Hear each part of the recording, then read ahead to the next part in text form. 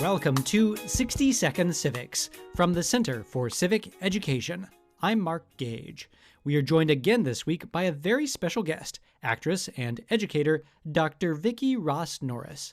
Dr. Ross-Norris, you grew up knowing many people who were involved in the civil rights movement. Tell us about that.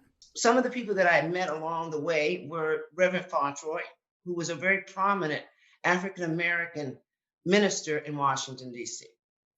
The reason why a lot of the ministers were part of, and rabbis and other members of the religious community were part of the civil rights movement was because they felt as though it was just, that it was right, and that people like Reverend Fauntroy, Dr. King, I met him when I was a young child also.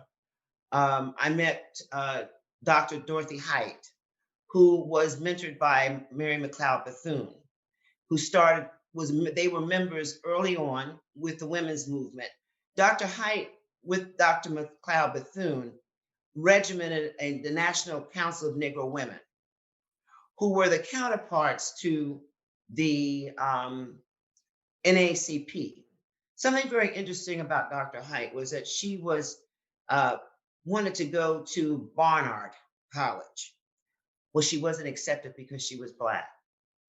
But Dr. Height didn't stop. She continued with her education, became a prominent civil rights leader, and Dr.